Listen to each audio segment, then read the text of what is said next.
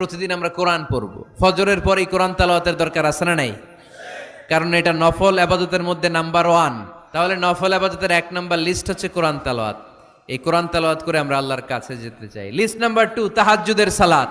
রব্বুল আলামিন বলেন ওয়া মিনাল লাইলি ফাতাহাজ্জাদ বিহি নাফিলাতান লাকা আসা আন ইয়াবআসাকা মাকামান মাহমুদা। রাত্রিবেলায় যে ব্যক্তি তাহাজ্জুদের সালাত আদায় করবে তার মর্যাদা বাড়িয়ে দেয় কে? আল্লাহর নৈকট্য পাওয়ার 3 নম্বর নফল ইবাদত হচ্ছে দোয়া করা। কি করা? দোয়া করতে রাজি আছেন তো সবাই?